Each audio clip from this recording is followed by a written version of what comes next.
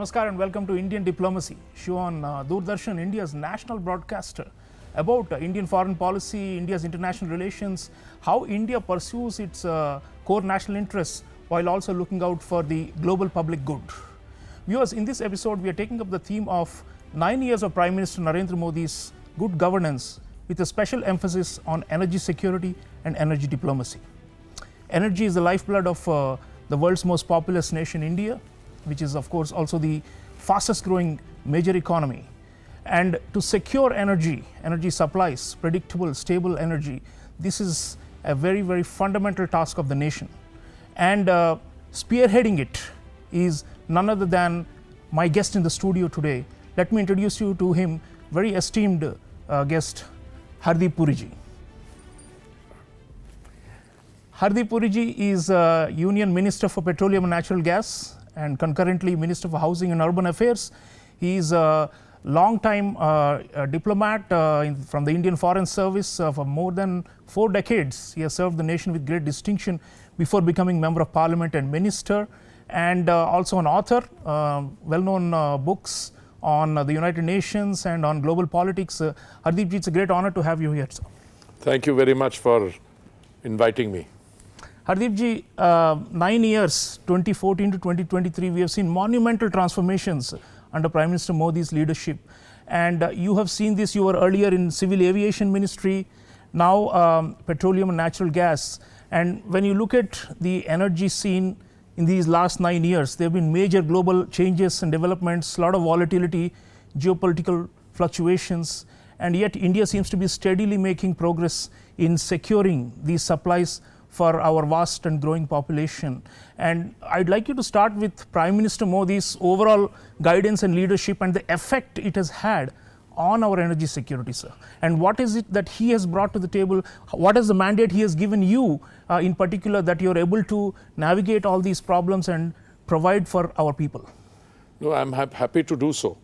Let me just share with you one overriding thought I have, is that 9 years prior to what I call the Modi era, prior to 2014, the very people who are today hailing India's economic performance, those who are talking about the Indian decade, I'm talking about Morgan and Stanley, they had a characterization of India being part of the fragile 5 economies.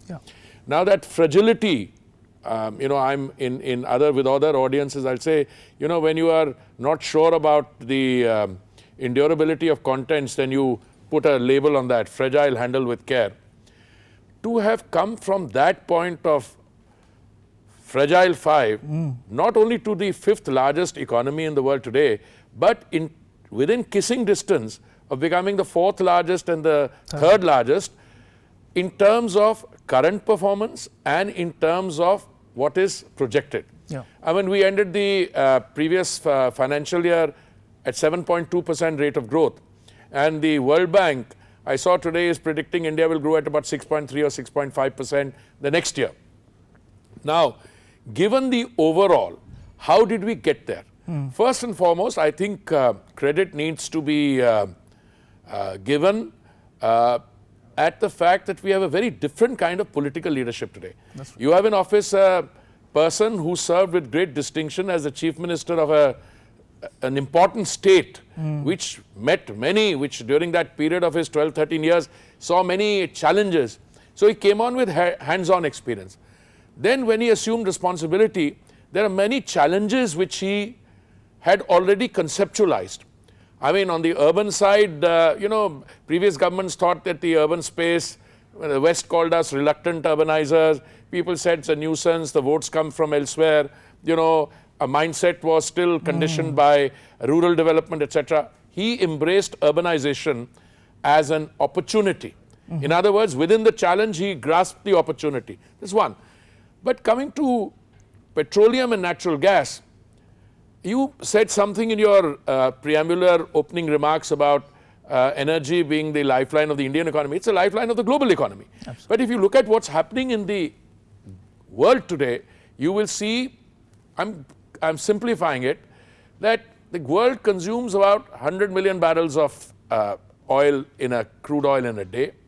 India consumes about 5 million barrels, but the world is almost flat in terms of demand. World demand, even when things are good, was growing only at 1%. Today, you have question marks on how many of the larger economies, I mean in terms of Arthvyavastha, in terms of economic size, Germany, UK, France, there are even question marks about the US economy. I mean, I read the Wall Street Journal recently, several reasons. Is the US going to head towards A recession. a recession? Several reasons why it will, several reasons why it don't. In the end, you don't know. I'm convinced the US will not. Then you have, if you define recession as quarter on quarter negative growth, Germany is self-declared in recession. The other economies in Europe are precariously balanced. India, on the other hand, even at the best of times, our growth is 3% as against a global average of 1%. But I see India's growth growing even faster. Why? From 2014 to 2023, when you've moved from the 10th largest economy in the world to the 5th largest economy, your per capita income has doubled. And I said this, and some educated erstwhile colleagues didn't understand it. I am not saying that you're going to be a $27, $28 trillion economy by 2040. I'm not saying it.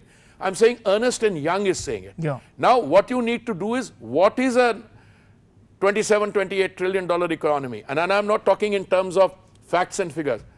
Somebody wrote a very interesting piece. Will we be a developed economy? It was in response to the Honorable Prime Minister saying कि 2047 जब हम 100 वर्ष हमारे हो जाएंगे as an independent country, हम एक विकसित देश बनेंगे.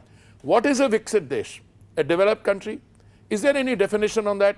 I have spent nearly 4 decades in multilateral diplomacy. I know there is a listing of 37 countries or maybe less who are characterized as least developed. When they grow, they graduate, they cease to be least developed, they become developed countries.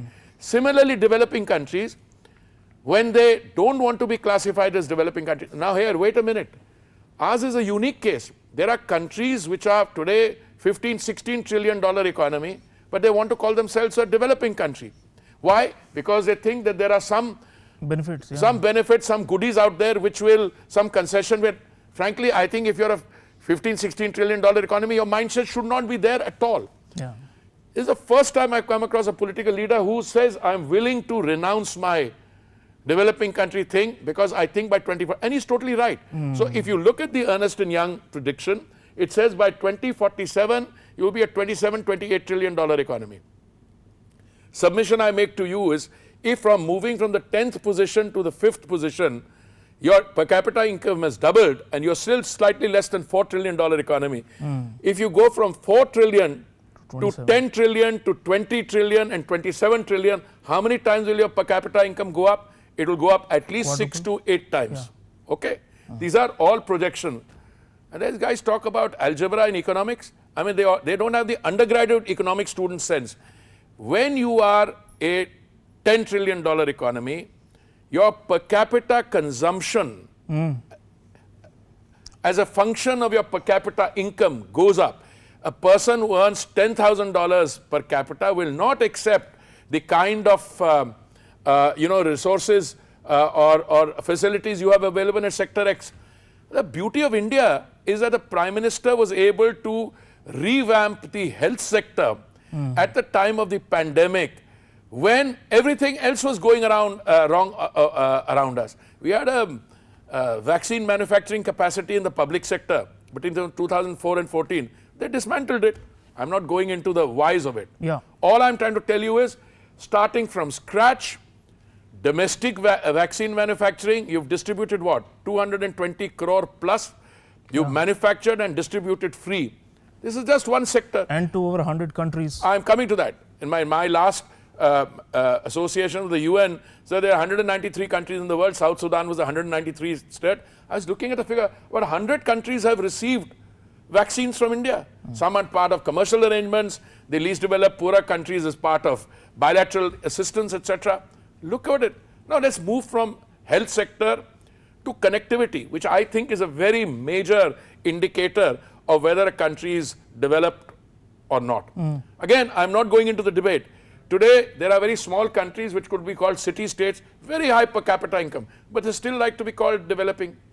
Because they say they're part of an informal group in the GATT or the WTO. But here we are saying that we don't need that. We are going in that direction, all right?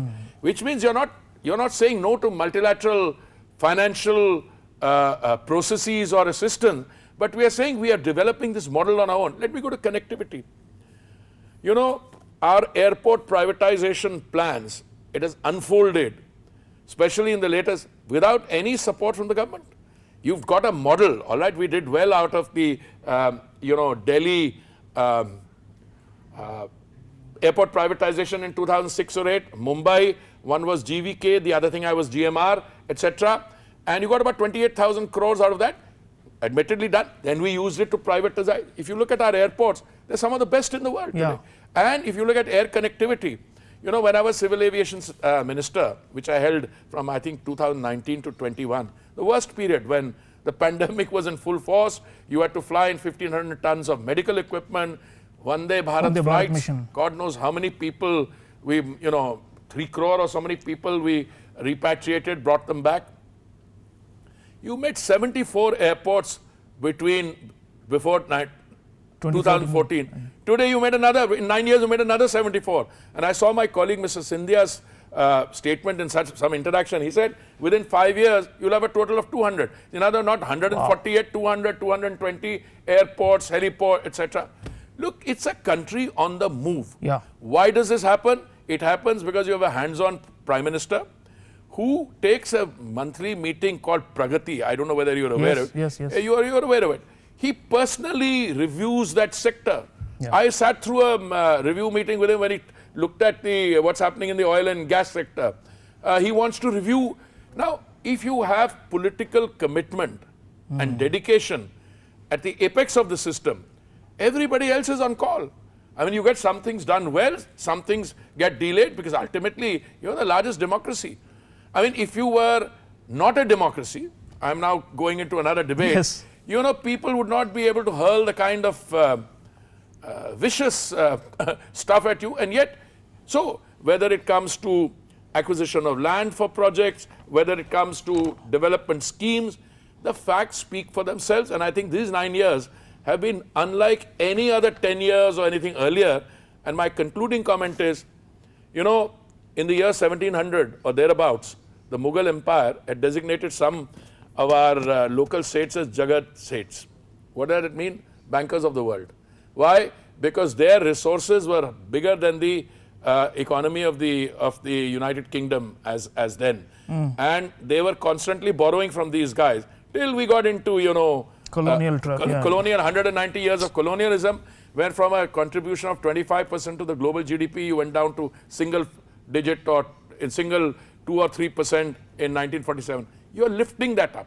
And say if by 2047, the bahut dur hai, I would say this $10 trillion economy will come much before that and $20 trillion economy, but you're surely on the path which has been set out of becoming a Viksit Desh by then. It's indeed a historic era, Hardeep ji is saying, and I think most people of India and most sane observers around the world would also agree.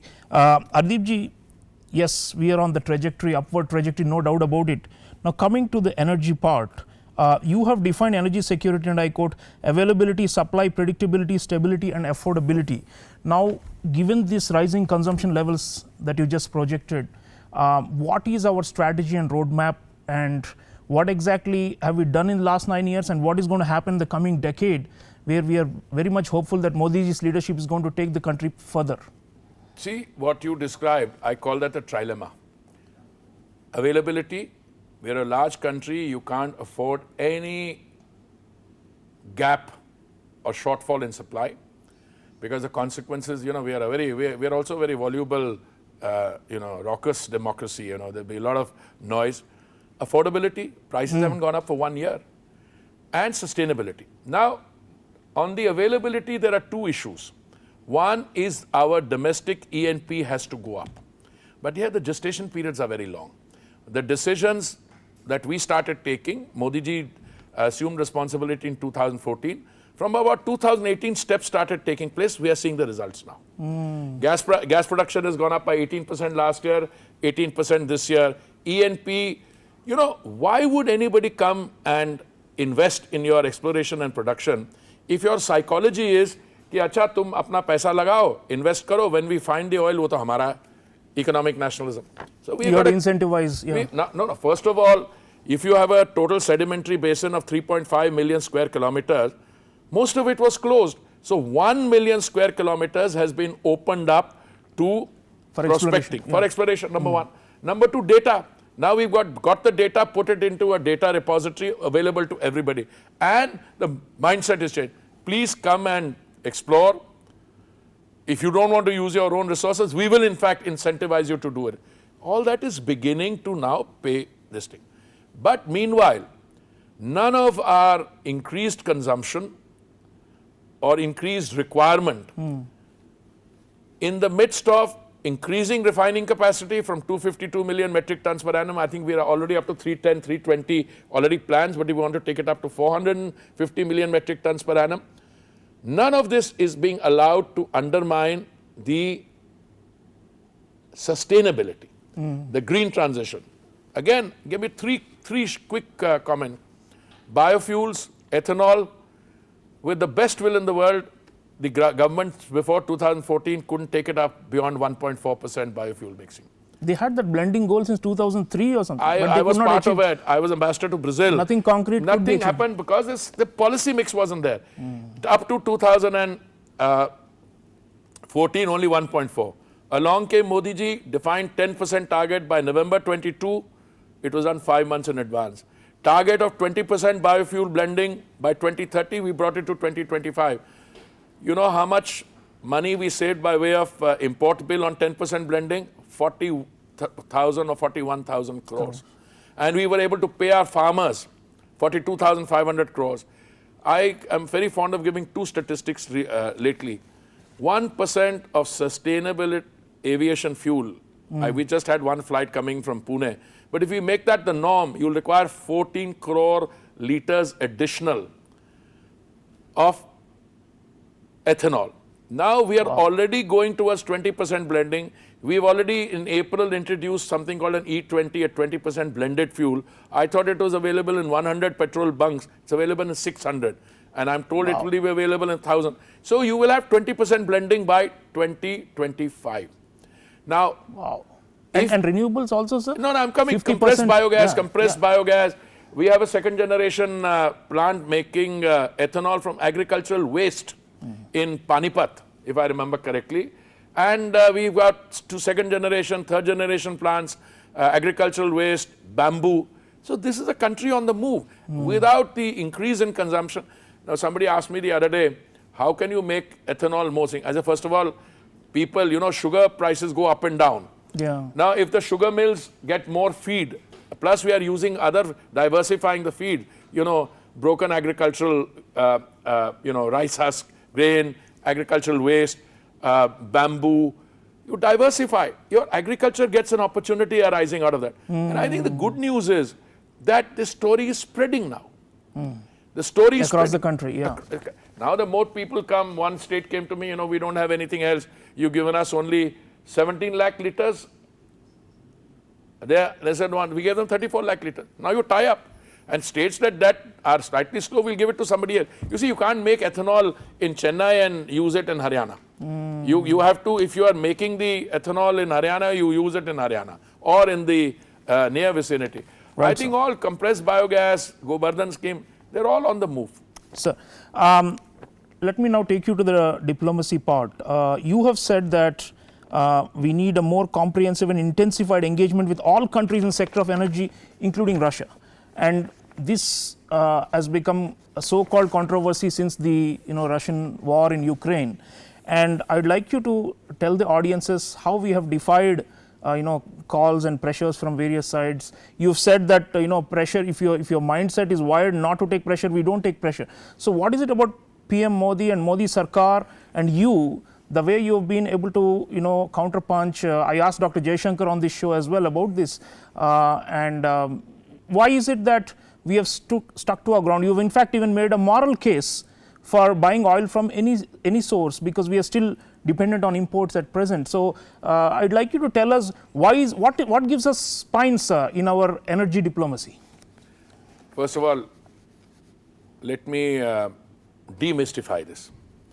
We started diversifying the sources of supply for many years. We used to import from a total of 27 countries. I think we are importing from 39 countries now, number one. Number two, the world is changing. For instance, we did not buy more than 0.2% of our requirement from the Russian Federation when we ended fiscal year 31st March 2022. Right. And those military operations began on, I think, 24th February. So by that time, we were only buying that. Suddenly, after that, we bought more. Then some other supplier came in, sold us more. Look, if we were buying, let's say, ballpark figure, 5 million barrels of crude oil for consumption every day, we had about 6 or 7 suppliers roughly giving us 800,000 barrels, etc. Start with, I don't see somebody who's a leader. I spent 39, 40 years in the Foreign Service. Yeah. I worked with many prime ministers. I've met other global leaders when we were presiding over the Security Council. First of all, the man, not the prime minister, but the man. I don't think anyone, anywhere in the world is in a position to subject him to pressure. Because I don't think he's wired like that. I've been saying that for a long time. And if the leader is clear, I'm very clear in my mind, provided this thing is clear. Whom in a democracy, whom is your primary responsibility and duty to? My submission is to your Citizens. consumer. Absolutely. If I go to my consumer and tell my consumer that, bhai, wo aisa hai, थोड़ी सी स्थिति बदल गई है, अंतरराष्ट्रीय स्थिति में बदलाव आ गया, अब पेट्रोल जो है 80 रुपए पर नहीं मिलेगा, अब 150-200 रुपए पर.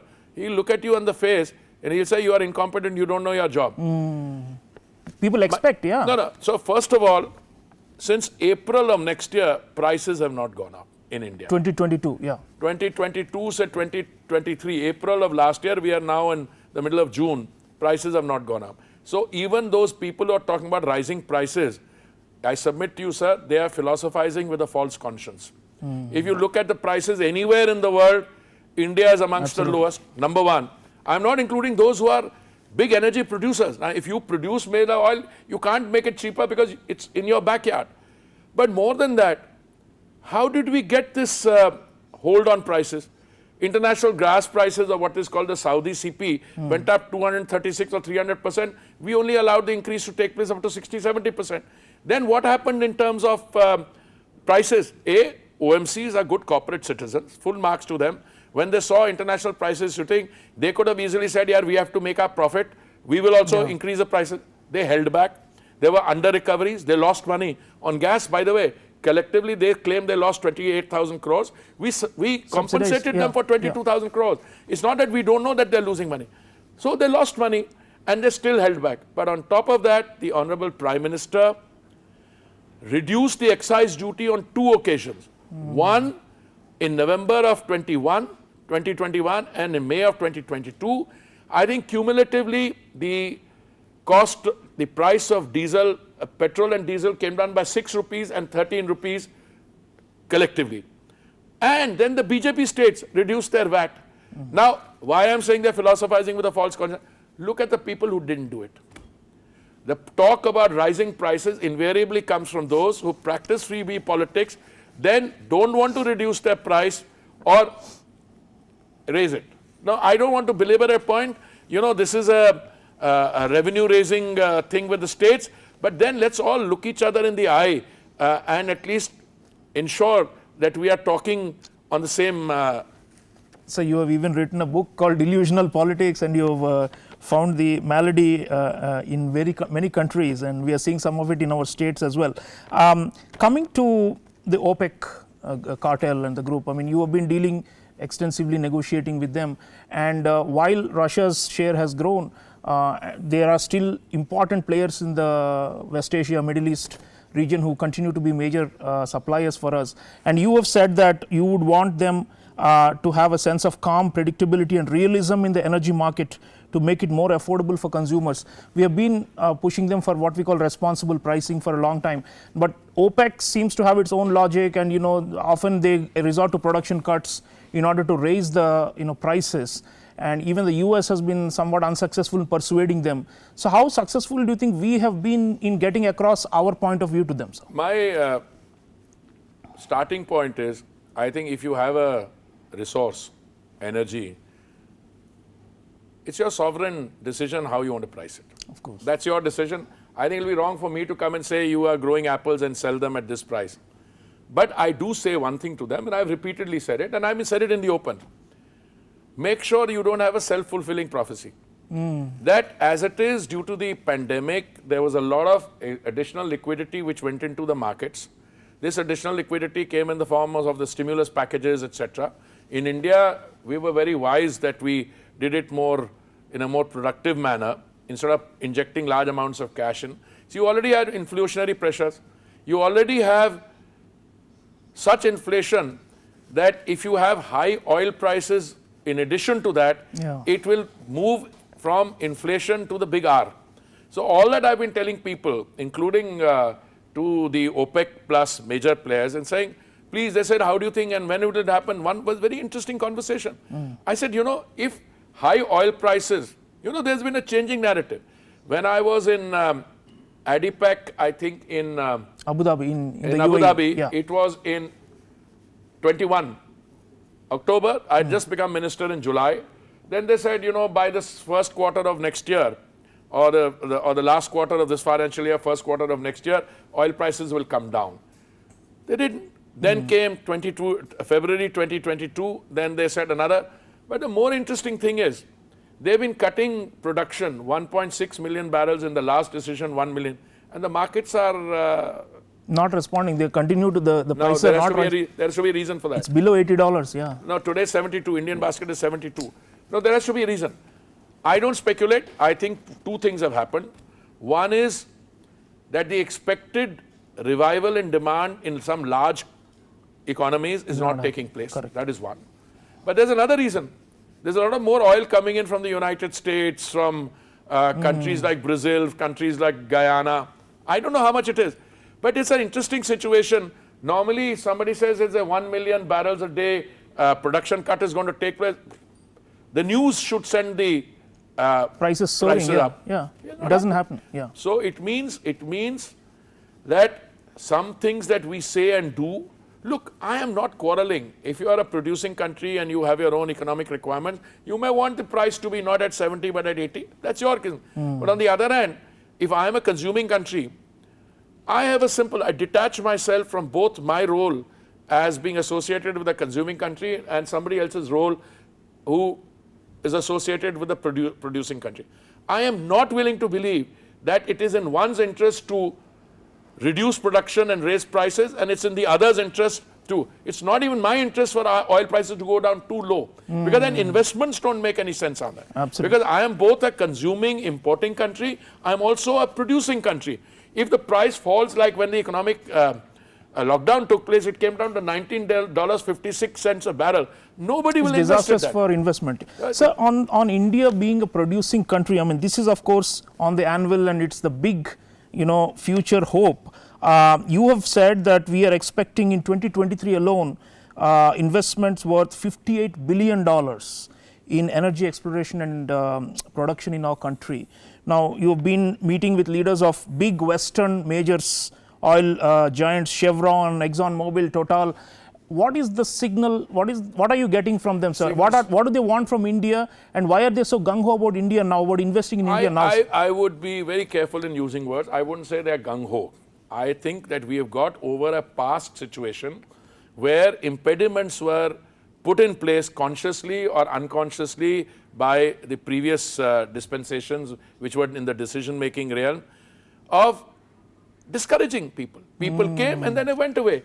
Today, my narrative, the Honorable Prime Minister meets them, is very different. This is what we've done. Please let us know what more we need to do to tweak it, to make it worthwhile for you. People are not going to come here to prospect for philanthropy, to be altruistic or philanthropic purposes because they want you to become more. They will come, there's money to be made. And look, there are a total of 4 or 5 big players there. There are 4 or 5 big players here.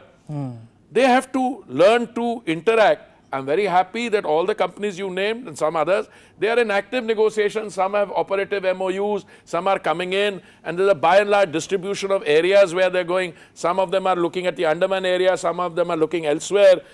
and things are beginning to move. I think that is the positive. So I don't use words like gung-ho, but I think it's all a positive. Even our own initiatives, reforms in the gas sector, gas pricing. I mean, earlier you had a situation it's going to be loss for them. We looked at it. You were earlier determining gas pricing on 4 hubs. Okay, 2 of those hubs are not operational, and you were looking at the data once in a year, 6 months or so on, and you were using 1-year-old data to do this. What we've done now is we do it now, periodic reviews, every month. That is 15 days we look at the data, and we have a floor and we have a ceiling, and look at the results. The results are, so if you have a government which is willing to work with the stakeholders in order to be able to make it worth their while, people will come in. If you look at where else in the world, green hydrogen is a case in point. Yes, green hydrogen. Green hydrogen will work in India because government is actively conceptualized an ecosystem which is designed to encourage it. First of all, green hydrogen will succeed where you have demand, where you have a short consumption, okay, and where you have the capacity to produce. I am not willing to believe that in some desert 10, 15,000 kilometers away, you can make green hydrogen and transport it. It does not lend itself to that. So India, you have all 3. And the government has given, I think 19,700 under the PLI scheme for the manufacture of electrolyzers. Every electrolyzer manufacturer in the world is here today. Startups are working on it. But you have also demonstrated that the price of clean green energy solar, you can bring it down from 25 cents to 3 cents. Per unit, Per unit. Once you can do that and you have water and you got an electrolyzer, my friend, you've arrived. Absolutely. Sir, now the question is, you've been also advocating that India can be a big supporter and can assist the energy needs not only of our own population but also of the global south.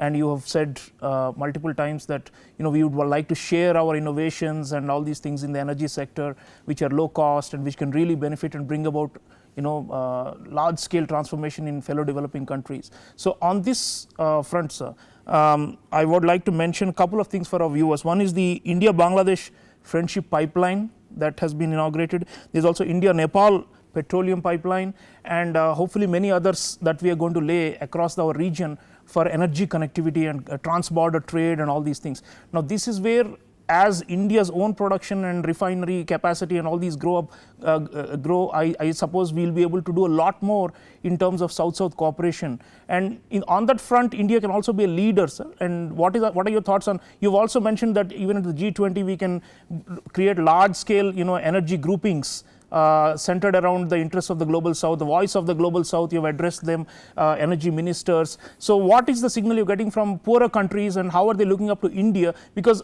traditional notion is India is a buyer of oil, India is a buyer of gas, India itself is dependent on outsiders. But now we're trying to turn it around and say India can actually help others too in this field. So this is a big transformation. Sir. No, there are 2 or 3 separate processes.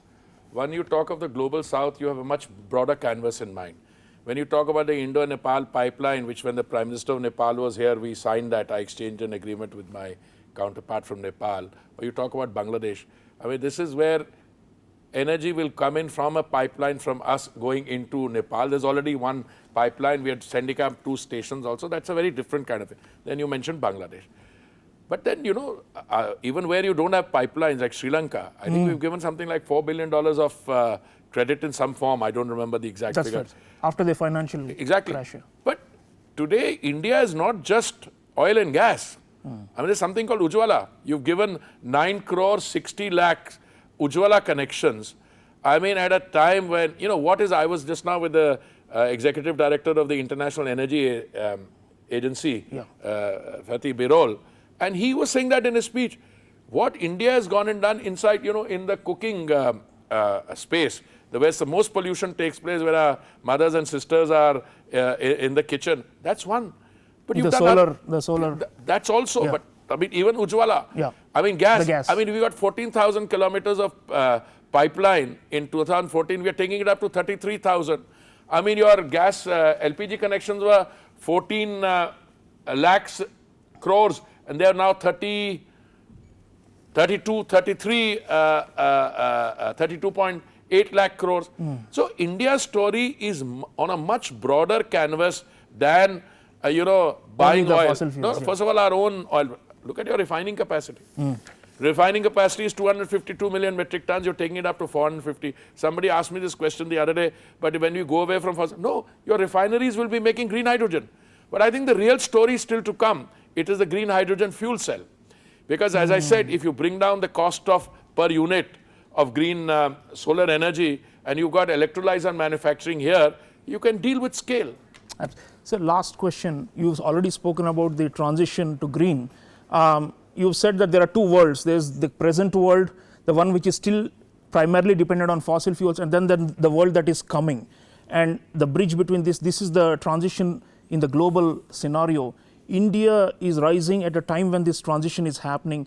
Your closing thoughts on how India is positioning itself as an energy power in the global order in this kind of transitional moment? I'll give you three things. One is not my assessment.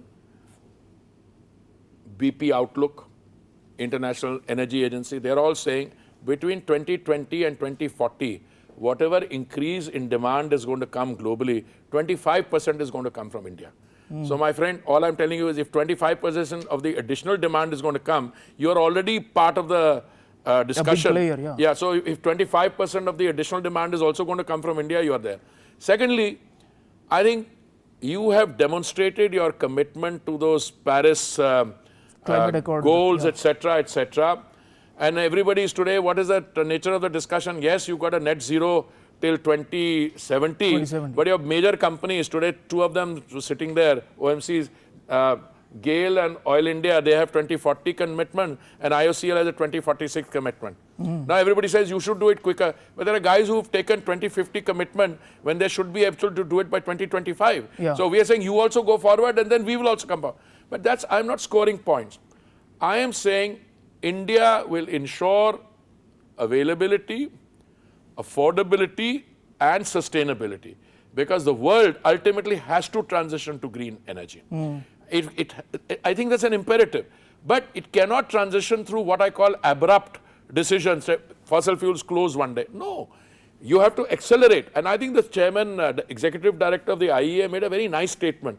He said that last year, because of the disruption of the war, Russia-Ukraine, last year was the fastest year in terms of the last few, in terms of the acceleration of transition to green energy. And India is that story. So viewers, Hardeep Singh Puri ji is saying that India is on the move. Under Prime Minister Narendra Modi's leadership, there are major changes that have happened, structural transformations. So many old policies have been revamped, new policies have been brought in, and now we are on the cusp of big change as a result of these transformations. I want to thank Minister Hardeep Singh Puri ji for sharing valuable insights and for giving us confidence, sir. You've served the nation with distinction both as a career diplomat and now in public life and in politics. We'd like your mission to succeed, because when your mission succeeds, India rises to the top, and that is our sincere hope. Thank you so much for joining us. Thank you very much for inviting me and having this discussion. And I said, this is the new India, the rising India, which is not only in the petroleum and natural gas sector, but if you look at a host of other sectors. And I'm sure that when you invite the line ministers there, whether it's fintech, digital inclusion, schemes, everywhere the focus of the Honorable Prime Minister is that those who are the most vulnerable in our society, that they must be given the cover and the space for them to rise. With that, India rises. Absolutely. There are already a large number of multimillionaires, billionaires, there are. And they will continue, because it's a democracy, it's an open economy. But when you have the base rising, as I said, if the per capita income goes up from doubling to 6 times, see where India will be. See where India will be. Viewers, we are all waiting for that. The Modi era is still on and is going to continue, and we are going to see massive transformations in the years to come. And let's think about energy transition, global energy changes, and India as an energy power. I'll see you again next time. Until then, take care.